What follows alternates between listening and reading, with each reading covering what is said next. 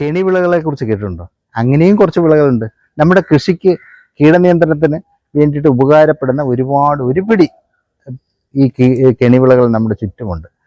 അതിലൊന്നാണ് നമ്മുടെ ശീമക്കൊന്ന, അതുപോലെ തന്നെ കൃഷ്ണതുളസി, അതേപോലെ തന്നെ നമ്മുടെ വെട്ടുചേമ്പ്, പാൽച്ചേമ്പ് എന്ന് പറയുന്നത്, മലബാറിലൊക്കെ പാൽച്ചേമ്പ് എന്ന് പറയുന്നത് വെട്ടുചേമ്പ്, അതേപോലെ തന്നെ ചോളം, ഇനിയുമുണ്ട് ഒരുപാട്.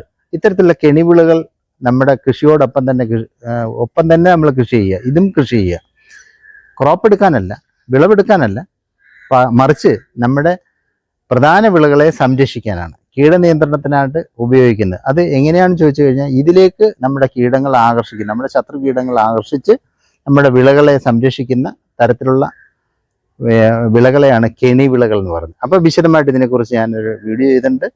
മീറ്റ് ദ ലെൻസ് എന്ന ചാനലിലാണ്. എല്ലാവരും കാണണം.